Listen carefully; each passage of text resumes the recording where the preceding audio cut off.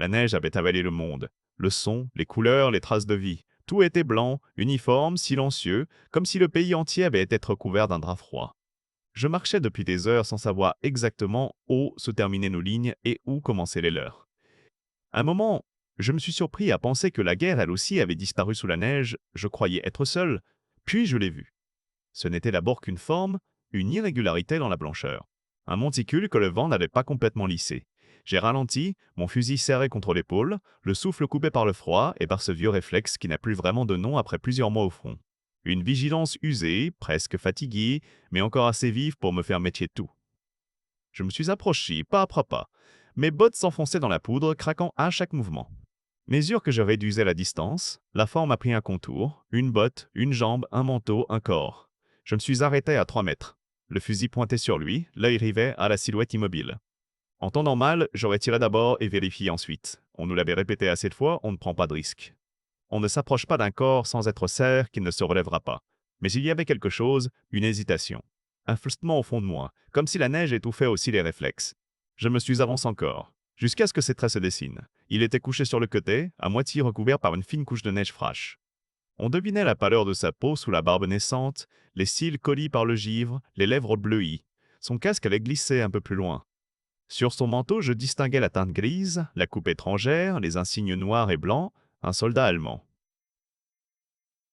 Étendu là, dans un coin de campagne française dont il n'aurait jamais dû connaître le nom, je serrais mon fusil. Je me forçais à reprendre les gestes appris, à remonter le fil jusqu'au dépôt militaire où tout avait commencé.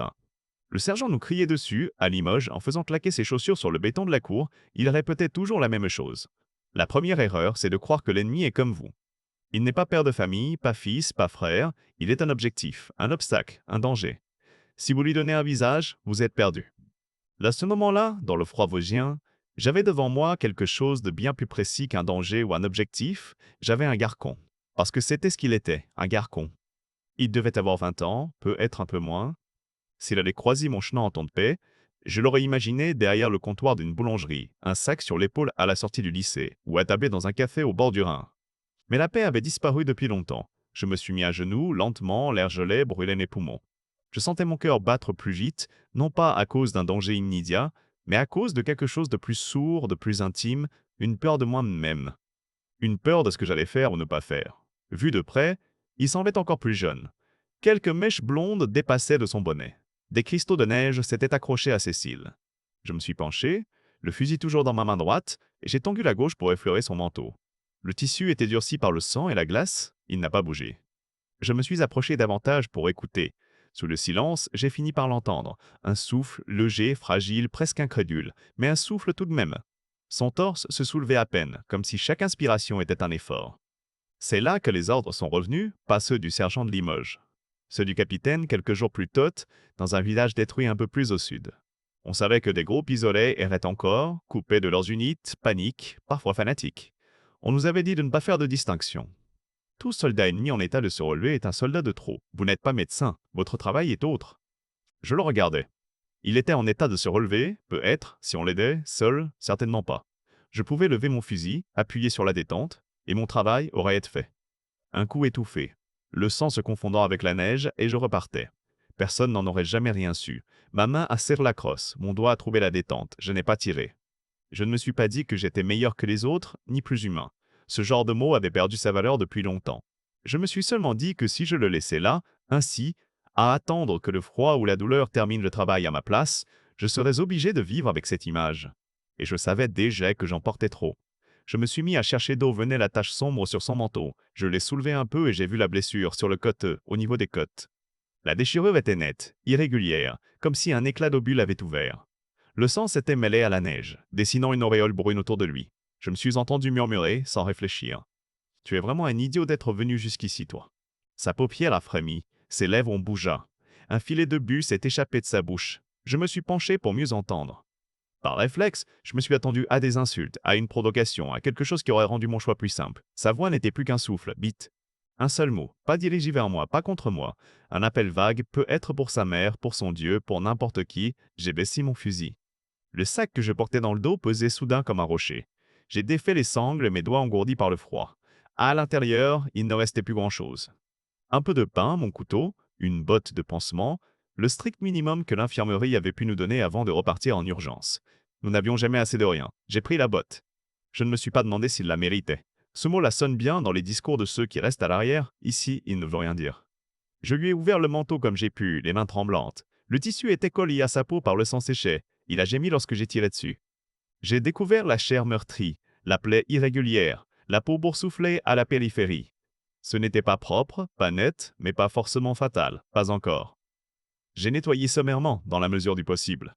La neige fondait au contact de sa peau brûlante. J'ai posé un pansement serré autour de son torse. Il respirait un peu plus vite maintenant. Ses yeux, d'un bleu lavé, se sont entr'ouverts. Il m'a vu. Je ne sais pas ce qu'il a lu dans mes traits. Moi, j'ai vu dans les siens quelque chose de très simple. La surprise de découvrir un visage à la place d'une silhouette floue, puis la peur, puis une sorte de fatigue résigneux. Nishishisn. 2 mots arrachés à sa gorge. 2 mots inutiles, parce que si j'avais voulu tirer, je l'aurais déjà fait. Je ne vais pas tirer, et j'ai répondu avant même de savoir si j'avais l'intention de tenir cette phrase. Il a froncé légèrement les sourcils, comme s'il avait compris le ton, si ce n'est les mots. Puis ses yeux se sont voilés, et il a replongé dans un demi-somnolence. Je me suis redressé, le vent commençait à reprendre, il fallait bouger. Rester au milieu du champ, à découvert, avec un blessé allemand et un uniforme français sur le dos, ce n'était même pas de l'inconscience. C'était une manière élégante de se faire fusiller par n'importe quel camp. Je me suis tourné vers la lisière du bois, un peu plus loin. Derrière les arbres, je me souvenais avoir entrevu la silhouette d'une ferme en ruine, quelques jours plus tôt, en patrouille. Une grange bancale, des murs écroulés, mais un toit encore à peu près debout. J'ai regardé le garcon. Tu ne vas pas aimer ça, et je dis en serrant les dents. Je me suis penché, j'ai passé ses bras autour de mon cou, mes mains cherchant un appui sous ses épaules. Son corps était lourd, pesant de cette inertie propre à ceux qui n'ont plus assez de force pour aider. J'ai senti le sang traverser un peu le pansement. Il a poussé un cri bref quand je l'ai soulevé. Ce son-là m'a transpercé plus serrement que n'importe quelle balle. Je me suis mis en marche. Chaque pas était un combat. La neige montait jusqu'à mes mollets, les muscles de mon dos brûlaient. Mon souffle formait des nuages devant mon visage. Par moments, j'avais l'impression qu'il glissait, qu'il allait m'échapper, qu'on finirait tous les deux étalés dans la neige, incapables de bouger. Chaque fois, je rassemblais ce qui me restait de force et je repartais. Je pensais à mon village, à des kilomètres de là, quelque part en Haute-Vienne. Je pensais aux champs bruns au printemps, à l'odeur de la terre retournée, aux vaches qui se regroupaient contre la clôture lorsque le ciel virait au noir. Je revoyais mon père, debout au milieu du champ, son éternel béret vissé sur le crâne, les mains calleuses prises dans le bois rugueux des piquets de clôture. Il m'avait appris à planter droit. Si tu veux que ça tienne, tu creuses plus profond que ce que tu crois nécessaire. Je ne sais pas pourquoi cette phrase m'est revenue alors que j'avançais en titubant sous le poids d'un ennemi. Peut-être parce qu'elle parlait de tenir. Peut-être parce qu'il y avait encore là-dedans une forme de patience, de persévérance, qui n'avait rien à voir avec les ordres aboyés et les fusils levés, une autre façon de résister. Nous avons atteint la lisière du bois. Les arbres, tout noirs sous la neige, formaient une barrière de silhouettes tordues. Entre leurs troncs, le vent soufflait moins fort. C'était déjà ça. La grange apparut peu après. Une bâtisse de pierre à moitié effondrée, une grande porte en bois qui tenait de travers, une partie du toit éventré. On aurait dit un animal blessé, trop fier pour s'écrouler entièrement. Je me suis approché pas rapide, les jambes tremblantes. Devant la porte, je me suis arrêté pour reprendre mon souffle. Puis j'ai donné un coup d'épaule et le battant s'est entrouvert dans un long grincement. L'air à l'intérieur était plus calme, chargé de cette odeur de foin humide et de bois vieilli que je connaissais par cœur. Dans un coin, quelques bottes de paille avaient survécu au bombardement. Le sol était par endroits recouvert d'une fine couche de neige apportée par les courants d'air, mais l'endroit était déjà 1000 fois plus hospitalier que le champ. Je l'ai posé doucement sur un tas de paille, il a gémi. Sa main a cherché quelque chose dans le vide. Je l'ai prise, d'ava, et je murmurai. C'est fini pour aujourd'hui. Je ne savais pas si je mentais. Il a ouvert les yeux lentement. Il semblait encore plus clair dans la pénombre de la grange. Où Saint-Vire, a-t-il soufflé, en France, dans une grange perdue. Tu n'y verras jamais la moindre bière froche, je te le promets. Je ne sais pas s'il a compris la phrase ou juste le ton. La commissure de ses lèvres bougea comme si un sourire avait tenté de naître, puis renonce en chemin. Je lui ai donné une gorgée d'eau. Il a bu comme quelqu'un qui s'accroche à une corde. Une goutte a roulé le long de son menton et s'est perdue dans les plis de son écharpe. Je me suis adossé au mur. La fatigue est tombée sur moi d'un coup. Les muscles de mes épaules pulsaient, mes reins me faisaient mal, mes mains tremblaient encore. Mais à travers tout ça, il y avait une forme de calme. Pas de paix, la paix, c'était autre chose. Mais un silence intérieur, fragile, comme si pendant un instant la guerre hésitait à entrer. Je ne savais pas combien de temps nous pourrions rester là, ni de quel côté viendrait le danger. Des Français qui me trouveraient en train de protéger un Allemand. Des Allemands qui me trouveraient en train de voler l'un des leurs A, leur nord programmé. Les deux options avaient la même couleur. Tu as un nom, ai-je demandé après un long moment. Il a mis un peu de temps à répondre, comme si la question venait de très loin. Lucas, a-t-il dit enfin. Je l'ai répété à mi-voix, Lucas. Il a tourné légèrement la tête vers moi. Thomas. Le nom m'a surpris en sortant. Je ne l'avais pas prononcé à haute voix depuis des semaines. Ici, j'étais le noir pour mes supérieurs et pour pas mal d'autres. Entendre Thomas flotter dans cette grange vosgienne en plein hiver avait quelque chose d'irréel. C'était comme si une part de moi, celle qui avait connu les veillées près du pôle, les dimanches à la messe et les repas trop longs chez ma grand-mère, revenait brusquement prendre place à mes côtés. Lucas, et je repris, en articulant, tu vas tenir. Tu m'entends? Je n'en étais pas certain, mais je n'avais rien d'autre à lui offrir pour l'instant qu'une affirmation nue. Il a cligné des yeux, très lentement, puis il les a refermés. Sa respiration est restée irrégulière, mais elle continuait. La nuit est tombée sans que je m'en aperçoive. Le peu de lumière qui passait par les fentes des planches s'est transformé en un gris sombre, puis en noir. Je n'osais pas faire de feu. La flamme, la fumée, tout aurait pu nous trahir. Je me suis contenté de remonter le col de mon manteau, de me rapprocher un peu plus de Lucas et de caler mon fusil contre ma jambe. Je n'ai pas beaucoup dormi cette nuit-là. Quand mes yeux se fermaient quelques minutes, je voyais le visage de mon sergent à Limoges, celui de mon père au bord du champ, celui de ce camarade fauchi par une balle la première semaine au front. Ils défilaient les uns après les autres, superposés, changeant de place, comme si la frontière entre eux s'était dissoute. Je les voyais tous me regarder, sans colère, sans reproche, juste avec une sorte d'attente muette. Au petit matin, un bruit m'a réveilli, ce n'était pas le vent, ni le bois qui travaille, des pas, j'ai retenu mon souffle. Les pas étaient étouffés par la neige, mais suffisamment nombreux pour trahir un groupe, ils se rapprochaient. Je me suis avancé jusqu'à la porte, me glissant le long du mur pour regarder par la fente la plus large. Une patrouille française. Ils étaient 5. Les silhouettes familières dans leurs manteaux bleu-gris, leurs casques ronds, leurs fusils prêts, le sergent marchait en tête. Je l'avais croisé 2 fois au cantonnement. Un type sec, nerveux, les yeux trop vifs pour qu'on s'y sente à l'aise. Mon cœur s'est mis à cogner dans ma poitrine. Je me suis retourné vers Lucas. Il dormait. Sa poitrine se soulevait à peine. Je n'ai pas eu le temps de réfléchir. J'ai attrapé la botte de foin la plus proche et j'ai commencé à la tirer vers lui. La paille crissait sous mes mains. J'ai recouvert ses jambes, puis son torse, puis son visage, en laissant juste assez d'espace pour qu'il puisse respirer. Le pansement s'est un peu déplacé, il a gémi. Je lui ai murmuré de ne pas bouger. Les pas se sont arrêtés devant la grange. On vérifie l'intérieur, a dit la voix du sergent. Les boches adorent se planquer dans ce genre de trou. La poignée a remué. J'ai eu à peine le temps de me redresser et de me placer près de la porte, le fusil à la main, l'air que j'espérais neutre. Quand le battant s'est ouvert, la lumière grise du matin envahit la grange. Le sergent m'a vu et a froncé les sourcils. Le noir. Qu'est-ce que tu fous là? Grange vide, mon sergent. J'ai été séparé de ma section hier soir. Je me suis abrité ici en attendant de retrouver quelqu'un. Il a balayé l'intérieur du regard. Tu n'as rien vu. Rien à part la paille et le vent. Et je répondu. Un des soldats derrière lui est entré à son tour. Il a donné un coup de pied dans un tas de foin, pas le bon. La poussière s'est envolée dans un nuage doré. Lucas, sous l'autre botte, n'a pas bougé, ou bien c'était trop léger pour que je le voie. Le sergent s'est avancé de quelques pas. Il s'est arrêté à moins d'un mètre du tas qui recouvrait le corps allemand. Son regard s'est posé dessus une fraction de seconde, puis a glissé ailleurs. Tu as de la chance qu'on soit tombé sur toi avant eux. A-t-il lâché? Les Allemands fouillent aussi ces fermes. Ils t'auraient aligné sans poser de questions. Je sais, mon sergent. Tu as encore des munitions. Oui? Bien, on replie vers le bois. Tu te joindras à nous. Tu expliqueras ta petite escapade au lieutenant quand on sera de retour au poste. Je savais ce que ça voulait dire. Un savon, une punition peut être, quelques corvées supplémentaires. Rien de comparable à ce qui se passerait s'ils découvraient que, sous leurs pieds, un soldat allemand respirait encore. Vos ordres, et jeudi. Je me préparais déjà à inventer une histoire convaincante. Une patrouille perdue, un ordre mal compris, peu importait. Tout me paraissait plus facile à dire que la vérité. Le sergent a hoché la tête. On y va.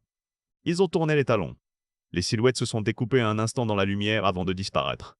Les pas se sont éloignés, de plus en plus sourds, puis plus rien. Je suis resté immobile quelques secondes de plus, comme si le moindre mouvement pouvait les faire revenir. Quand j'ai été tsar que le silence était revenu pour de bon, je me suis précipité vers le tas de paille. J'ai dégagé délicatement les couches de foin jusqu'à retrouver le visage de Lucas. Ses yeux étaient ouverts. Il brillait d'une lumière étrange, mélange de fièvre et d'incrédulité. Si Saint-Weg, a-t-il murmuré, ils sont partis, oui. Il a fermé les yeux un instant, comme pour fixer cette information quelque part en lui. Quand il les a ouverts, il m'a regardé longtemps. Du beschützt mich, a-t-il dit avec difficulté. Je ne parlais pas allemand, pas vraiment. Mais les mots étaient simples et le sens ne faisait aucun doute. On dirait bien, ai-je répondu, il a essayé de sourire, ses lèvres se sont fendillées. Une goutte de sang est apparue au coin de sa bouche. Je l'ai essuyé du regard de ma manche. Quelque part, au-delà des arbres, des coups de feu ont éclata, 3, espacie, puis le silence. La guerre reprenait sa respiration habituelle, faite de hoquets de violence et de pauses trompeuses. La journée a passé dans une sorte de torpeur. Lucas alternait entre conscience et délire. Parfois, il murmurait des mots allemands que je ne comprenais pas, des prénoms, peut-être, des lieux, des prières. D'autres fois, il ouvrait les yeux et me fixait comme s'il avait peur que je disparaisse si jamais il les refermait. Je lui ai donné ce qui me restait de pain, il a essayé de refuser, faiblement, j'ai insisté. Il a fini par avaler quelques morceaux, lentement, comme si chaque bouchée était un effort monumental. Tu as quelqu'un qui t'attend, ai-je demandé à un moment. Chez toi. Il a mis du temps à répondre. Sa voix était râpeuse, à peine audible. Mère, petite sœur, maison près de Baden-Baden. La ville sonnait comme un morceau de carte postale. Un de ces noms exotiques qu'on lisait sur les étiquettes de bouteilles d'eau minérale avant que les mêmes noms apparaissent soudain dans les communiqués militaires. Elle doit être belle là-bas, ai-je dit sans trop savoir pourquoi. Il a hoché la tête. Il y a une rivière, des collines, des vignes. Le dimanche, on entend les cloches. Je me suis surpris à imaginer la scène. Des collines vertes, une rivière claire, des cloches couvrant les voies sur la place. Et dans un coin, une femme aux mains ridées levant la tête vers la route, espérant voir revenir un fils qui, en cet instant précis, respirait péniblement dans une grange française avec un uniforme imbibé de sang. Et toi, a-t-il demandé. Tu as quelque chose? Un village près de Limoges, une mère qui s'inquiète trop, un frère qui se croit invincible, un chien qui doit m'avoir oublié depuis longtemps. Je ne parlais pas de mon père, j'en étais incapable sur le moment. Peut-être parce qu'il mourait à petit feu dans mes souvenirs en même temps que tout le reste. Tu vas y retourner, a dit Lucas, comme si c'était une évidence, si la guerre me laisse le choix. Le soir, le vent a tourné. Avec lui est venu un bruit que je connaissais trop bien. Le grondement sourd de moteurs, des camions, pas les neutres, les leurs. Le timbre n'était pas le même, le rythme non plus. Cette fois, ce n'était pas une patrouille française qui approchait. Je me suis levé d'un bond. La fatigue a protesté dans mes jambes. Je suis allé jusqu'à la porte et j'ai regardé par la fente. Les camions allemands s'étaient arrêtés quelques centaines de mètres. Des silhouettes en sont descendues. On distinguait des uniformes gris, des fusils, des casques. Une section au moins, ils se dispersaient, fouillant les alentours. Luca avait tourné la tête vers moi. Dans ses yeux, il y avait une terreur que je ne lui avais pas encore vue. Si mich, a-t-il soufflé. Je ne savais pas s'il le cherchait lui en particulier ou n'importe quel survivant, peu importait. S'ils entraient dans la grange, ils me trouveraient très facilement. Et alors je deviendrais pour eux ce qu'il était pour les miens, je suis retourné près de lui. Tu ne bouges pas, ai-je dit. Quoi qu'il arrive, tu restes silencieux. Il a hoché la tête, même, si la fièvre faisait trembler sa nuque. Je n'ai pas eu le temps de le recouvrir entièrement cette fois. Les voix se rapprochaient déjà. Un éclat de rire, un ordre sec, un juron. J'ai soufflé la petite flamme que j'avais réussi à allumer pour réchauffer l'eau. L'obscurité a repris ses droits. Je me suis appuyé contre le mur, juste à côté de la porte, le fusil à la main. Je pouvais sentir mon propre cœur battre dans ma gorge. Je ne savais pas qui j'aurais pu viser si la porte s'ouvrait. Eux, moi, le plafond, l'idée me paraissait presque abstraite. Une ombre a glissé devant la fente. Une main a posé la paume sur le bois. Le battant a bougé d'un centimètre, pas plus. Il y a eu un échange de voix juste à l'extérieur. Un homme a marmonné quelque chose, un autre lui a répondu. J'ai reconnu un mot. Whiter, continuez. Les pas se sont éloignés. Je suis resté immobile encore longtemps, incapable de faire la différence entre ce que j'entendais et ce que mon imagination ajoutait. Puis le bruit des moteurs s'est fait plus lointain. Les voix se sont perdues dans le vent. Le silence, encore une fois, est revenu comme une mer qui recouvre la plage. Je suis retourné auprès de Lucas. Il me regardait comme si je venais de commettre un acte insensé. Du bis vericht, a-t-il murmuré, on me l'a déjà dit, souvent. Un léger rire lui a échappé, aussitôt transformé en tout. Il a porté la main à son flanc. La douleur lui arrachait des grimaces qu'il essayait de retenir. Je savais qu'il ne tiendrait pas longtemps comme ça. La fièvre montait. Son souffle devenait de plus en plus court. Il aurait eu besoin d'un médecin, d'une salle blanche, d'un lit propre. Je n'avais à lui offrir qu'un abri bancal et des gestes improvisés. La nuit suivante fut la plus longue.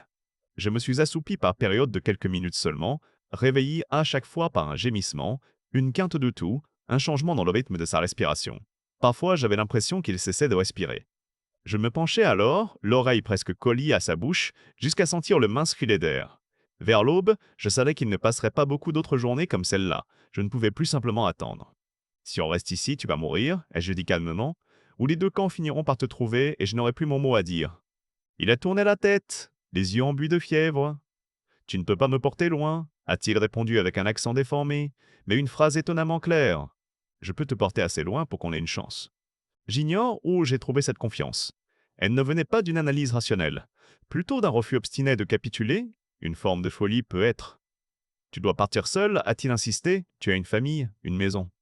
Toi aussi, ai-je répondu, Je me suis levé, j'ai resserré les sangles de mon sac, vérifié mon fusil comme pour me donner une contenance, puis je suis revenu près de lui. Nous allons essayer. Si je te laisse ici, je me laisserai ici aussi. Il a fermé les yeux, vaincu. Quand je l'ai soulevé une nouvelle fois, son corps m'a semblé encore plus léger, comme si une partie de lui avait déjà glissé ailleurs. Nous avons quitté la grange. Dehors, le jour naissant donnait à la neige une couleur bleutée. Le froid mordait encore plus fort qu'à l'aller. J'ai pris la direction opposée au dernier bruit entendu. Celle où je pensais retrouver nos lignes. Les repères étaient flous, tout se ressemblait, des arbres, des collines, des champs. Mais je me fiais à une intuition ancienne, celle de mon enfance, quand je traversais les bois pour rentrer à la ferme Memum dans le brouillard. Chaque dizaine de mètres, je devais m'arrêter pour reprendre mon souffle. Lucas haletait contre mon cou. Sa main parfois se crispait sur mon manteau, d'autres fois elle retombait, inerte. Je me parlais tout bas, sans même m'en rendre compte. Je lui racontais les bribes de mon village, le café au coin de la place où l'on jouait à la belote, le vieux curé qui connaissait tous les secrets, mais n'en révélait jamais aucun. Je lui décrivais l'odeur du pain qui sort du four le matin, la poussière qui danse dans le rayon de lumière au-dessus de la table. Peut-être que je me les racontais à moi-même, pour me souvenir qu'un autre monde existait. Après ce qui me sembla une éternité, mes jambes ont cédé. Je me suis laissé tomber à genoux au pied d'un ken tordu. Le choc a fait grimacer Lucas. Je l'ai basculé doucement pour l'allonger contre le tronc. Sur un coussin de neige tassis, mon souffle sifflait. J'avais les mains inertes. Il faisait plus clair maintenant. Je pouvais voir son visage. Ses traits avaient changé. Il y avait quelque chose de paisible et d'absent à la fois. Comme si une partie de lui regardait déjà ailleurs. Ça suffit, a-t-il murmuré. Non. Ça suffit, Thomas. C'était la première fois qu'il prononçait mon prénom correctement. Le son a traversé l'air froid comme une chose fragile et précieuse. Tu dois partir, a-t-il répété. Si tu restes, tu mourras pour rien. Je n'ai pas l'intention de mourir, et je tentai avec un sourire qui ne trompait personne. Il a cherché ma main, je la lui ai donnée. Sa peau était brûlante, malgré le froid. Écoute, a-t-il dit. J'ai vu ce que la guerre fait aux hommes, chez moi aussi, dans mon village. Tu crois que nous sommes différents, que nous venons pour détruire tout ce qui déchire. On m'a dit la même chose sur toi, que vous étiez des barbares qui voulaient écraser notre pays. Un rictus a étiré ses lèvres. Ce sont toujours les mêmes mots, pas vrai? Je n'ai rien répondu, il avait raison. Les discours changeaient de langue, mais pas de forme. Mais toi, tu m'as porté. Ses doigts ont serré ma main avec une force que je ne lui croyais plus. Tu as risqué ta vie pour moi, tu m'as caché les tiens, des miens. Je n'ai pas pu faire autrement, et j'ai admis. Si, son regard s'est planté dans le mien, tu avais le choix. J'ai soutenu ses yeux, il ne tremblait plus. Il n'y avait plus de fièvre dans ce qu'il disait, juste une clarté étrange. Promets-moi une chose, a-t-il demandé. Je ne voulais pas qu'il formule une phrase qui ressemblerait à un testament, mais je n'avais pas le droit de le lui refuser. Laquelle? Quand tout ça sera fini, si tu rentres chez toi, si tu entends un jour le nom de ma ville, de ma région, pense à autre chose qu'à un ennemi. Pense à la rivière, aux vignes, aux cloches. Pense que là-bas aussi, quelqu'un attend. Sa voix se cassait, mais chaque mot arrivait jusqu'à moi comme s'il avait été prononcé à quelques centimètres. Je te le promets, et je réussis à dire. Un sourire très léger est apparu sur son visage. Un sourire débarrassé de tout ce qui l'alourdissait. Il a fermé les yeux. Sa main s'est relâchée dans la mienne. Pendant quelques secondes, j'ai cru qu'il respirait encore, que sa poitrine se soulevait toujours, très légèrement. Puis j'ai compris que ce n'était que le souvenir de son souffle qui continuait dans le mien. Je ne sais pas combien de temps je suis resté là, à genoux dans la neige, la main serrant celle d'un mort. Le silence était total. Même le front, au loin, semblait s'être tu par respect. Le temps s'était réduit à cet espace minuscule entre nos doigts. Quand enfin j'ai lâché sa main, c'était comme si je lâchais aussi une part de moi. Je lui ai remis son écharpe sur le cou, j'ai resserré son manteau. Avec mes mains engourdies, j'ai tiré un peu de neige sur son corps, pas assez pour l'ensevelir complètement, juste ce qu'il fallait pour le protéger des oiseaux, du vent, des regards trop rapides. Je n'ai pas prié, pas avec des mots appris, je n'en avais pas envie. Je me suis contenté de le regarder une dernière fois et de penser à sa mère près de Baden-Baden, à sa sœur, à la rivière, aux vignes, aux cloches. Puis je me suis relevé. Le chemin du retour m'a semblé flou. Je marchais comme un homme qui suit une route tracée longtemps auparavant sans vraiment regarder autour de lui. À un moment, j'ai entendu un groupe de soldats français, on m'a interpellé. On m'a ramené vers un point de ralliement, on m'a posé des questions.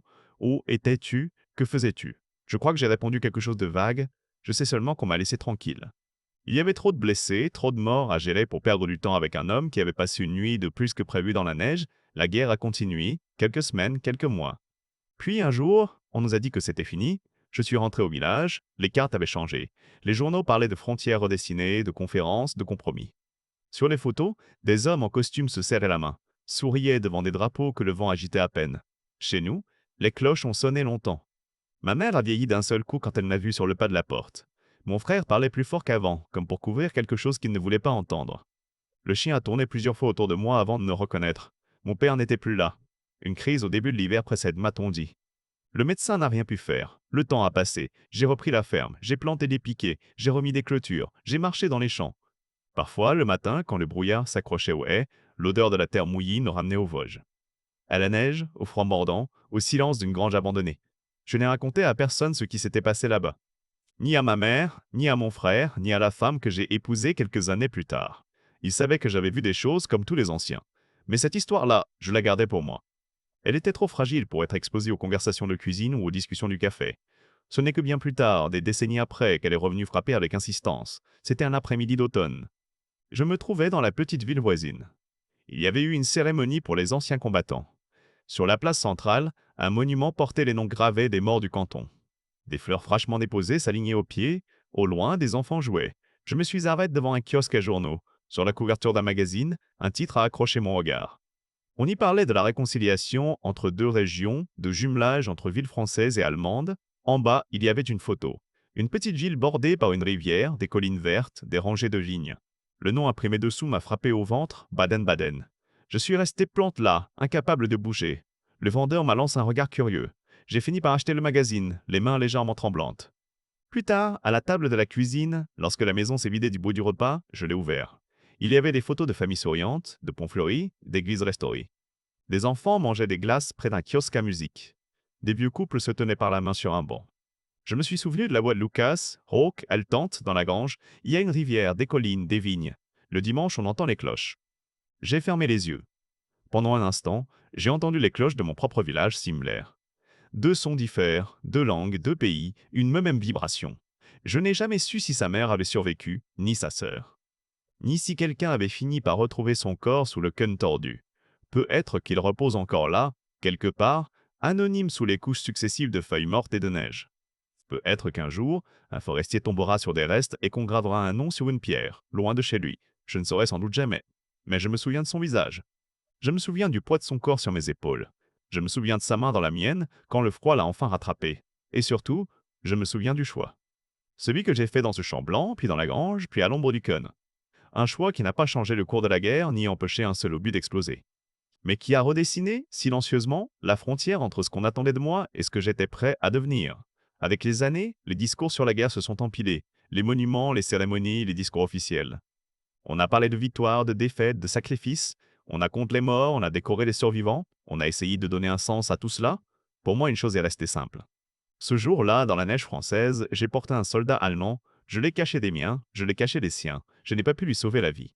Mais j'ai pu lui offrir quelque chose qui, parfois, me semble plus résistant que la vie elle-même, la pitié.